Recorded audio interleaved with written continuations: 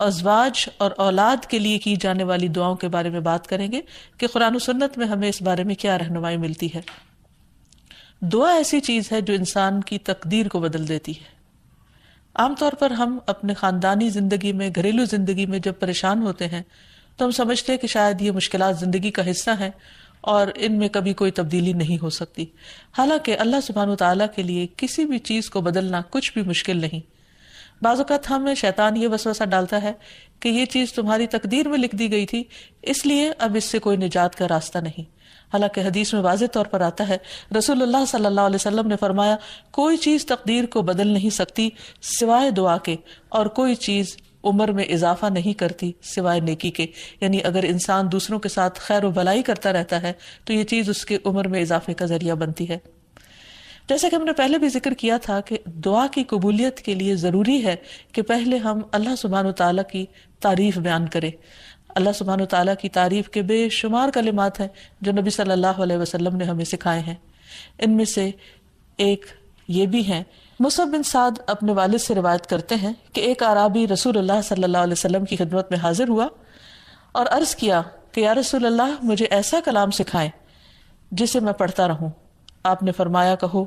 لا الہ الا اللہ وحدہ لا شریک لہ،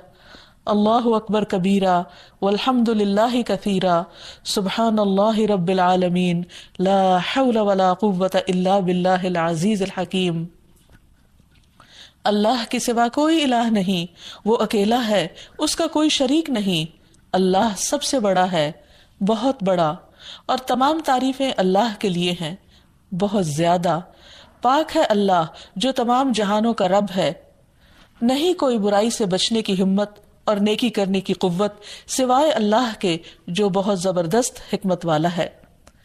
تو بات یہ ہے کہ جب بھی ہم اپنے خاندانی حالات، گھریلو زندگی، اپنے ازواج یا اولاد کے سلسلے میں کچھ بھی پریشان ہو تو اللہ سبحانہ وتعالیٰ سے خوب خوب دعا کریں، اور دعا سے پہلے اللہ تعالیٰ کی حمد و ثنا بیان کریں۔ جہاں تک ازدواجی زندگی کا تعلق ہے تو اللہ سبحانہ وتعالیٰ نے شوہر اور بیوی کا رشتہ باہم ایک دوسرے سے سکون حاصل کرنے کے لیے بنایا ہے، اور اگر گھریلو زندگی میں دونوں کے درمیان سکون ہی نہ ہو، کوئی خوشی ہی نہ ہو، باہم محبت اور رحمت ہی نہ ہو تو زندگی ویران ہو کر رہ جاتی ہے۔ اللہ سبحانہ وتعالیٰ قرآن مجید میں شادی کی حکمت کو بیان کرتے ہوئے فرماتے ہیں، وَمِنْ آيَاتِهِ أَنْ خَلَقَ لَكُم مِّنْ أَنفُسِكُمْ أَزْوَاجًا لِتَسْكُنُوا إِلَيْهَا وَجَعَلَ بَيْنَكُم مَّوَدَّةً وَرَحْمَةً إِنَّ فِي ذَلِكَ لَآيَاتٍ لِقَوْمٍ يَتَفَكَّرُونَ۔ اور اس کی نشانیوں میں سے ایک یہ ہے کہ اس نے تمہاری ہی جنس سے تمہارے لیے بیویاں پیدا کی تاکہ تم ان کے پاس سکون حاصل کرو، اور تمہارے درمیان محبت اور رحمت پیدا کر دی۔ غور و فکر کرنے والوں کے لیے اس میں کئی ایک نشانیاں ہیں، یعنی اللہ سبحانہ وتعالیٰ نے تو فطری طور پر انسان کے اندر ایک دوسرے کے لیے کشش رکھی ہے، محبت رکھی ہے، لیکن اگر وہ کسی وجہ سے ختم ہو گئی ہے یا موجود نہیں ہے تو یہ بھی انسان کی زندگی میں ایک بہت بڑا دکھ اور آزمائش ہوتی ہے۔ تو اس سے نکلنے کے لیے اللہ تعالیٰ کی مدد اور اس کا سہارا لینا چاہیے، اور کسی بھی غلط قسم کے کام سے بچتے ہوئے اللہ تعالیٰ سے عاجزی کے ساتھ گڑ گڑا کر اس رشتے کی محبت اور خوشی کے لیے دعائیں کرنی چاہیے۔ پہلی بات تو یہ ہے کہ شادی سے پہلے ہمیں اسلام نے اچھے رشتوں کے انتخاب کا ایک معیار دیا ہے۔ مثلا شوہر کے انتخاب کے لیے جو ہمیں حدیث ملتی ہے اور نبی صلی اللہ علیہ وسلم نے جو کرائیٹیریا دیا ہے اس میں آتا ہے کہ اگر تمہارے پاس کوئی ایسا شخص نکاح کا پیغام بھیجے جس کے دین اور اخلاق سے تم مطمئن ہو تو اس سے اپنی بیٹی کا نکاح کر دو، اگر ایسا نہیں کرو گے تو زمین میں فتنہ اور زبردست فساد برپا ہوگا۔ تو اس حدیث سے یہ پتہ چلتا ہے کہ شادی سے پہلے انسان کو ضرور یہ دیکھنا چاہیے کہ جہاں وہ اپنی بیٹی کو بیاہ رہا ہے اس شخص کا اخلاق، کردار، مزاج کس قسم کا ہے، یعنی محض کسی دنیاوی فائدے یا کسی کے مال یا بظاہر زینت اور رونق کو دیکھ کر شادی نہیں کرنی چاہیے، بلکہ دین کو معیار بنانا چاہیے۔ پھر اسی طرح لڑکی کے انتخاب میں بھی جو بات ہمیں بتائی گئی وہ یہی کہ لڑکی سے 4 چیزوں کی بنیاد پر شادی کی جاتی ہے، لیکن نبی صلی اللہ علیہ وسلم نے جو خاص طور پر تلقین کی وہ یہ ہے، فَاظْفِرْ بِذَاتِ الدِّينِ تَرِبَتْ يَدَاكَ، کہ تم دین والی کا انتخاب کرو، تمہارا بھلا ہو، یعنی لڑکی بھی نیک ہو، اللہ تعالیٰ سے ڈرنے والی ہو. اسی لیے ہم دیکھتے ہیں کہ خطبہ نکاح کے اندر اللہ سبحانہ وتعالیٰ 3 آیات میں 4 دفعہ اللہ کے تقوی کا حکم دیتے ہیں، کیونکہ جب تک انسان اللہ تعالیٰ سے نہیں ڈرتا اس وقت تک انسان انسانوں کے حقوق صحیح طور پر ادا نہیں کر سکتا. ایک اور حدیث میں بھی نبی صلی اللہ علیہ وسلم نے نیک عورت کو دنیا کی بہترین متاع قرار دیا. فرمایا دنیا فائدہ اٹھانے کی چیز ہے اور دنیا کی بہترین متاع نیک عورت ہے. یعنی کسی بھی مرد کی سب سے بڑی خوش قسمتی یہ ہو سکتی ہے کہ اسے جو شریک حیات ملے وہ نیک ہو، با اخلاق ہو اور خاندان کو بنانے والی ہو، رشتہ داریوں کو جوڑ کر رکھنے والی ہو. لہٰذا اس سلسلے میں اگر ہم نکاح سے پہلے ہی اللہ سبحانہ وتعالیٰ کے احکامات کو مد نظر رکھیں تو بہت سے مسائل سے بچ سکتے ہیں. رشتے کے انتخاب کے بعد نکاح کرنے سے پہلے استخارہ کرنے کا بھی حکم دیا گیا. استخارہ دراصل کیا ہے کہ انسان اللہ تعالیٰ سے خیر مانگتا ہے کہ یا رب اگر اس جوڑ میں بھلائی ہے، خیر و برکت ہے تو اس کام کو ہمارے لیے آسان کر دے، اور اگر خیر و بھلائی کہیں اور ہے تو ہماری رہنمائی اس طرف کر دے. استخارے کی باقاعدہ دعا نبی صلی اللہ علیہ وسلم نے سکھائی ہے، اور صحابہ کہتے ہیں کہ آپ ہمیں قرآن کی سورت کی طرح یہ دعا سکھایا کرتے تھے.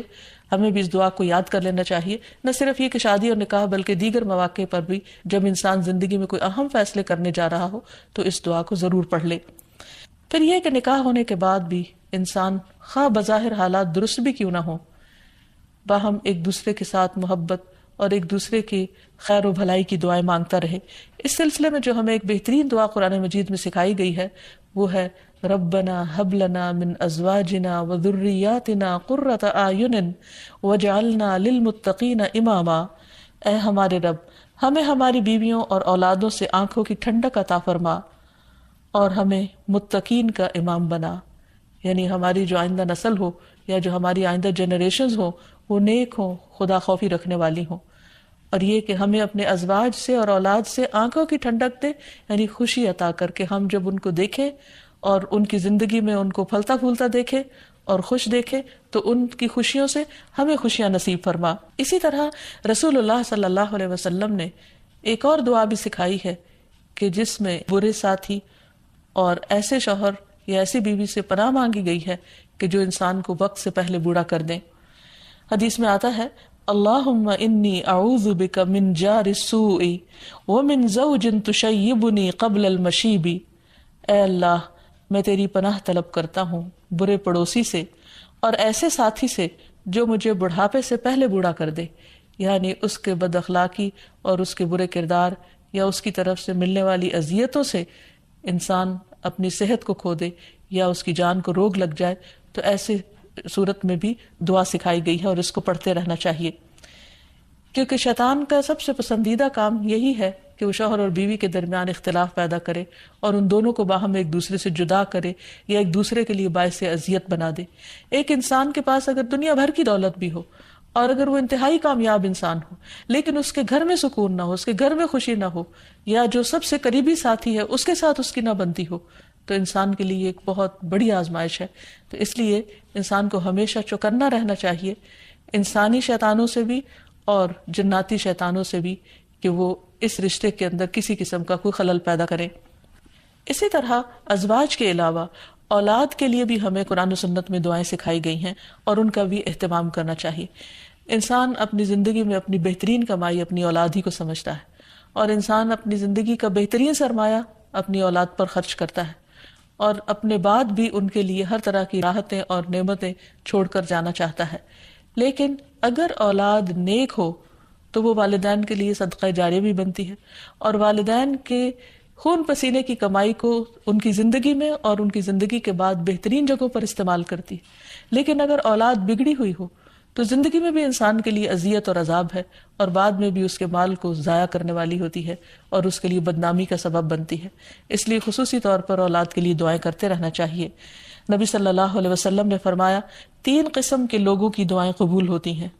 اور ان کی قبولیت میں کوئی شک و شبہ نہیں. مظلوم کی دعا، مسافر کی دعا اور والد کی دعا اپنی اولاد کے لیے. یعنی جب باپ اپنے بچوں کے لیے دعا کرتا ہے تو وہ دعا بھی قبول ہوتی ہے.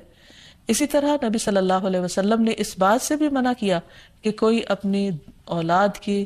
خلاف دعا کرے یا اس کو بد دعا دے، کیونکہ وہ بھی قبول ہو جاتی ہے اور پھر انسان کے لیے پریشانی کا باعث بنتی ہے۔ اس سلسلے میں نبی صلی اللہ علیہ وسلم نے فرمایا، اپنی اولاد کو بد دعا نہ دو، ایسا نہ ہو کہ وہ اللہ کی طرف سے قبولیت کی گھڑی ہو اور وہ تمہارے لیے قبول کر لے، اور اگر انسان کی ایسی دعا قبول ہو جائے تو پھر انسان کے لیے سخت پریشانی کا باعث ہو سکتی ہے یہ بات۔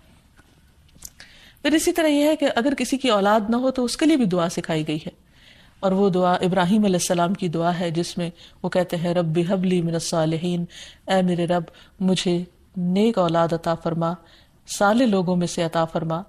فبشرناہ بغلام حلیم، تو ہم نے اسے ایک بردبار بیٹے کی بشارت دی، یعنی اللہ سبحانہ وتعالیٰ نے ان کی دعا سن لی، اور یہ دعا بہت عرصے کے بعد سنی گئی تھی لیکن بہرحال سن لی گئی۔ ابراہیم علیہ السلام اللہ کے دوست تھے اور مستجاب الدعوات تھے، ان کی دعائیں قبول ہوتی تھی، لیکن یہاں یہ بات بھی پتہ چلتی ہے کہ دعا کی قبولیت کا مطلب یہ نہیں کہ جس وقت انسان منہ سے کوئی بات نکالے اسی وقت پوری ہو جائے، اس کی پورے ہونے میں بعض اوقات کئی سال گزر سکتے ہیں، جیسے ہم دیکھتے ہیں یوسف علیہ السلام کے واقعے میں، ابراہیم علیہ السلام اور دیگر پیغمبروں کے سلسلے میں۔ اور پھر ہم اس بارے میں یہ بھی دیکھتے ہیں کہ جس طرح ابراہیم علیہ السلام کی دعائیں قبول ہوئی تو انہوں نے اپنے رب کا اس پر شکر بھی ادا کیا اور فرمایا الحمدللہ الذی وہب لی علی الکبر اسماعیل و اسحاق ان ربی لسمیع الدعاء، کہ اللہ کا شکر ہے جس نے مجھے بڑھاپے میں اسماعیل اور اسحاق جیسی اولاد دی، بلا شبہ میرا پروردگار دعائیں سننے والا ہے۔ اور حقیقت یہ ہے کہ اللہ تعالیٰ پیغمبروں کی بھی سنتا ہے اور پیغمبروں کے علاوہ باقی لوگوں کی بھی دعائیں سنتا ہے، اس لیے اولاد کی طرف سے کبھی بھی مایوس نہیں ہونا چاہیے، نہ ہونے کی شکل میں بھی اور ہونے کے بعد ان کی نیکی اور خیر اور بھلائی کے سلسلے میں بھی۔ اور اس میں ہم دیکھتے ہیں کہ زکریا علیہ السلام کی بھی اولاد نہیں تھی تو وہ بھی بڑھاپے تک مایوس نہیں ہوئے اور دعا مانگتے رہے، اور اس سلسلے میں آتا ہے کہ وہ جب دعا مانگتے تو کہتے رب ہب لی من لدنک ذریۃ طیبہ انک سمیع الدعاء، کہ اے میرے پروردگار مجھے اپنے پاس سے نیک اور پاکیزہ سیرت اولاد عطا فرما، تو ہی دعا کا سننے والا ہے۔ یعنی پیغمبر ہمیشہ صرف اولاد کی دعا نہیں کرتے بلکہ نیک اولاد کی دعا کرتے ہیں۔ اولاد کا ہونا اللہ سبحانہ تعالیٰ کا ایک بہت بڑا انعام اور بندے پر بہت بڑا احسان ہے، اسی لیے ہم دیکھتے ہیں کہ اولاد انسان کے لیے اگر نیک ہو تو راحت، رحمت، آرام اور چین اور آنکھوں کی ٹھنڈک کا ذریعہ ہوتی ہے۔ نبی صلی اللہ علیہ وسلم حضرت حسن اور حسین کو اپنے پھول کہا کرتے تھے کہ یہ دونوں میری دنیا کے پھول ہیں۔ ایک اور حدیث سے ہمیں پتہ چلتا ہے کہ اولاد انسان کی بہترین کمائی ہے۔ فرمایا ان اولادکم من اطیب کسبکم، تمہاری اولاد تمہاری سب سے بہترین کمائی ہے، بس اپنی اولاد کی کمائی میں سے کھاؤ، یعنی وہ انسان کے لیے حلال ہے، جائز ہے۔ پھر اسی طرح بیٹیاں جو ہیں ان کی تعلیم و تربیت اور ان کی پرورش بھی ایک بہت خیر و بھلائی اور جنت کمانے کا ذریعہ ہے، لیکن اس کے ساتھ ساتھ یہ بھی یاد رکھنا چاہیے کہ اولاد ایک رسپانسبلٹی بھی ہے، ان کے بارے میں سوال بھی کیا جائے گا کہ ان کی تربیت کس طرح کی۔ پھر خصوصی طور پر اسے ماں کی ذمہ داری قرار دیا گیا، اگرچہ ماں اور باپ دونوں ذمہ دار ہیں، لیکن عورت سے اس کے گھر والوں یعنی اس کے بچوں کے بارے میں اس سے سوال ہوگا کہ اس نے ان کی تربیت کیسے کی۔ تو اس لیے ہم سب پر لازم ہے کہ ہم اپنے بچوں کی دینی اور دنیاوی دونوں طرح سے بہترین تربیت کرنے کی کوشش کریں۔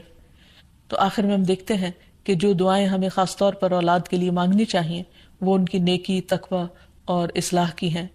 پیدائش سے پہلے بھی اور بعد میں بھی۔ پیدائش سے پہلے رب ہب لی من الصالحین،